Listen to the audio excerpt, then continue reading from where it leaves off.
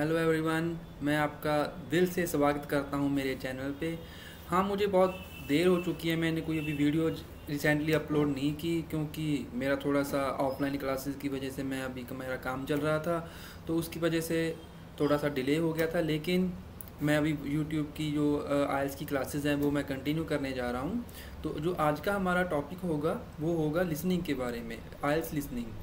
और लिसनिंग के बारे में सबसे पहले ये बात करना चाहेंगे कि बहुत स्टूडेंट्स को तो ये लगता है कि लिसनिंग का मॉड्यूल इजी होता है। मैं बहुत बार अपनी ऑफलाइन क्लासेस में भी बताता रहता हूँ कि ठीक है, आइल्स का जो लिसनिंग का मॉड्यूल है वो इजी तो होता है, लेकिन ये बैंड बूस्टर भी होता है। मैं बताता हूँ कैसे। अगर आपका लेवल आज 6.5 का है, अगर आपकी लिसनिंग में थोड़ी सी इम्प्रूवमेंट और आएगी, आप 7+ अचीव कर रहे हो, तो आपके ओवरऑल बैंड स्कोर हैं वो तो इम्प्रूव होंगे ही होंगे। अगर आप लिसनिंग में 7.5 तक जा रहे हो तो हो सकता है कि चांसेस हैं आपके ओवरऑल बैंड स्कोर 7 के पास तो चले ही जाएंगे।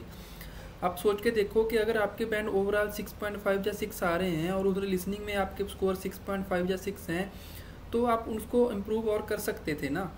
तो ओवरऑल अगर आप देख रहे हो आपके ओवरऑल 7 बैंड्स आ रहे हैं, तो लिसनिंग में वो फिर इतना नहीं देखा जाएगा, आपके तो ओवरऑल बैंड स्कोर ही देखे जाएंगे ना।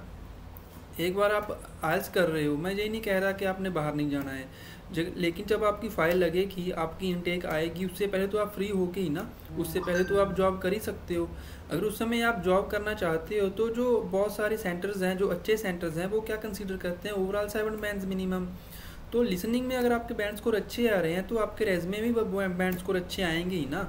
इसका मतलब ये थोड़ी ना है कि आप 6.5 बैंड लेके आप टीच करोगे, आपको वो ऐसा उस लेवल का एक्सपीरियंस भी नहीं मिलेगा और आपकी जो एक्सपेक्टेशंस होती हैं सैलरी की वो भी नहीं तो होंगी ना।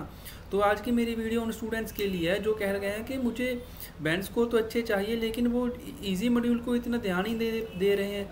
तो मैं बात करूँगा कि प्रॉब्लम कहाँ पे आ रही है। प्रॉब्लम ये आ रही है आपकी थिंकिंग में।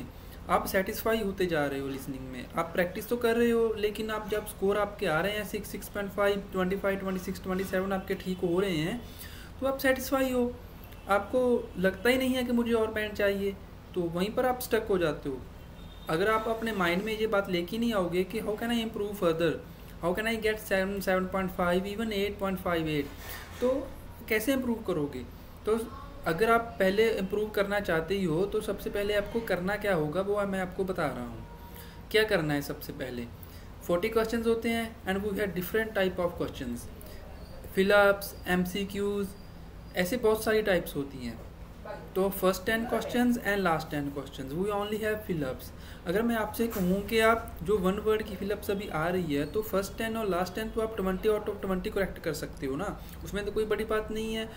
फर्स्ट 10 क्वेश्चंस तो सबसे ईजी होते हैं और छोटी कन्वर्सेशंस होती हैं, वी कैन करेक्ट 10 क्वेश्चंस, सो वो तो 10 हो ही गए। और लेकिन जो लास्ट पार्ट आता है वो थोड़े से आंसर्स तो ईजी होते ही हैं, लेकिन वो थोड़े से लेंथी होते हैं। तो लेंथी होने की वजह से आंसर्स कभी कभार क्या होता है, स्किप भी हो जाता है और आंसर कभी कभार लेट आता है। तो मैं आपको ये कहना चाहूँगा, अगर आप अपने बैंड स्कोर 7+ करना चाहते हो लिसनिंग में, तो मैं आपको यही एडवाइस दूंगा कि आप लास्ट पार्ट पर फोकस करो। लास्ट पार्ट को इम्प्रूव करने के लिए आपको बहुत चीज़ों पर फोकस करना पड़ेगा। सबसे पहले वन बाय वन बात करते हैं। सबसे पहले बात करते हैं स्पेलिंग मिस्टेक्स की। बहुत सारे स्टूडेंट्स को लगता है कि उनकी स्पेलिंग एरर्स आती ही नहीं है, क्योंकि उन्हें पता है कि हाँ ठीक है, लेकिन कभी कभार अगर गलत होते भी हैं तो वो मन से अपने आप को ये नहीं कहते कि हाँ मेरी स्पेलिंग एरर्स होते हैं, या तो उनकी ईगो लगा लो, या उनको इसको इतना ध्यान नहीं दे पाते। लेकिन एग्ज़ाम में आप सिंपल से सिंपल वर्ड भी मिस्टेक हो ही जाती है, because you are under pressure. तो मैं आपको कहना चाहता हूँ कि you need to improve your vocabulary as well as spelling errors. उसके लिए आप क्या कर सकते हो, you just search on the Google about the IELTS listening vocabulary, और अपने टीचर से या अपने फ्रेंड को बोलो कि वो उस वोकेबुलरी में आपको कोई वर्ड बोले, then you need to write on the notebook. फिर आप स्पेल चेक करो कि आपका एरर कहाँ पर आ रहा है। If you have any mistake then try to write it again more than 5 times. अगर आप 5 से ज़्यादा बार लिख रहे हो उस वर्ड को जिसमें आपकी मिस्टेक हुई है, देन डेफिनेटली वो आपके माइंड में फिर फिट हो जाएगा। तो सबसे पहली बात हुई स्पेलिंग एरर्स की। अगर आपके पास नोटबुक है तो you can write on the notebook कि स्पेलिंग एरर्स पर ध्यान रखना है, इसको थोड़ा हल्के में नहीं लेना है।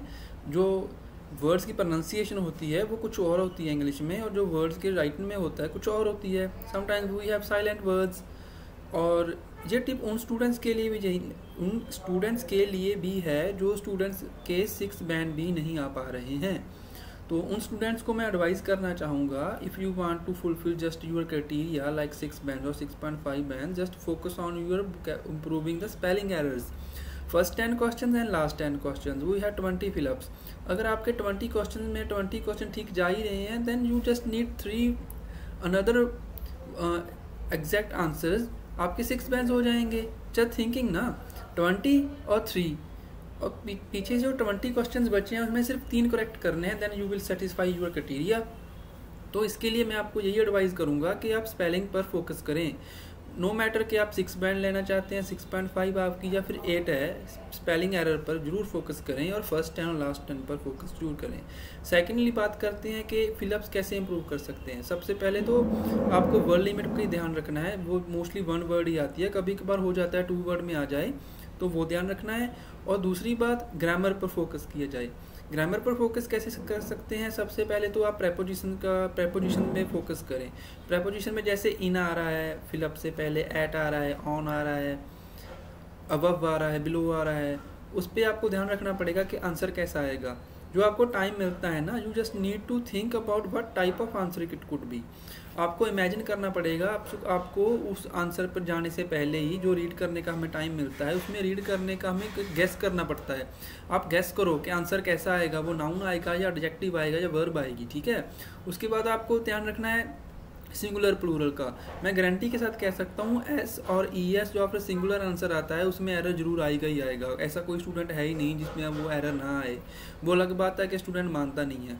तो क्या करना है, आपको आंसर पर ऐसा फोकस करना है कि उसमें वो एस आएगा या प्लूरल में आएगा या सिंगुलर में आएगा। वो कैसे पता चलेगा? एक तो ग्रामर से कि वो वर्ड के पहले जो वर्ड आ रहा है, जो फिलअप है उससे पहले जो वर्ड आ रहा है वो कैसा है। अगर वो इज़म आ रहा है तो उसमें तो ING वाला आएगा, तो फिर ED लगेगी, उस पैसिव फॉर्म में चेंज हो जाएगा। अगर वर्ड सिंगुलर आ रहा है और प्रेजेंट में बात चल रही है तो SES आएगा ही आएगा। तो वो डिपेंड करता है कि आपको ग्रामर आती है या नहीं। तो सबसे पहले मैं आपको रिक्वेस्ट करूंगा कि आप अपनी ग्रामर में भी थोड़ा सा इंप्रूवमेंट करें। आपको जज होना चाहिए कि आंसर फिलअप में कैसा आने वाला है, और SES की मिस्टेक उससे कम्प्लीटली आपकी वो एलिमिनेट हो जाएगी। अगर आपको अभी भी ग्रामर पे बेस्ड आप कुछ पता नहीं चल रहा है तो आप मेरे से कांटेक्ट कर सकते हो। मैं आइल्स क्लासेस ऑनलाइन और ऑफलाइन दोनों कंडक्ट करता हूँ, और मैं अभी ऑनलाइन क्लासेस अभी शुरू करने ही जा रहा हूँ। तो आप जल्दी से जल्दी अप्लाई करना चाहते हो, डेमो क्लास लेना चाहते हो ऑनलाइन, हमारे जो टीम्स हैं वो बैंड स्कोर में 8.5 लिसनिंग में ऐसे आए हुए हैं। तो आप हमारे साथ ऑनलाइन और ऑफलाइन प्रैक्टिस भी कर सकते हो। तो लिसनिंग में आपको जो अभी बताया है तो उसका रिव्यू करते हैं। सबसे पहले तो आपको first 10 questions and last 10 questions आपको ध्यान रखना है कि वो इनकरेक्ट नहीं होने चाहिए। इससे आपके 1 बैंड तक तो इम्प्रूवमेंट हो ही जाएगी। आप ही देखो ना, अगर आप फर्स्ट 10 और लास्ट 10 एग्जैक्ट आपकी ग्रिप इतनी मजबूत हो गई कि आप 20 क्वेश्चन ठीक कर ही रहे हो, तो पीछे आप अगर 10 क्वेश्चन आउट ऑफ 20 ठीक कर ही रहे हो तो आपको सीधा 7 बैंड्स आ गए। इसमें तो कोई दो राय ही नहीं है, सीधी सी बात है। इसमें क्या गुलझाने वाली बात है। 20 + 10 30 क्वेश्चन आपके ठीक हो गए, यू गेट 7 बैंड्स। तो आपको क्या करना है, फिलअप पर फोकस किया जाए तो सबसे बढ़िया है। Thank you.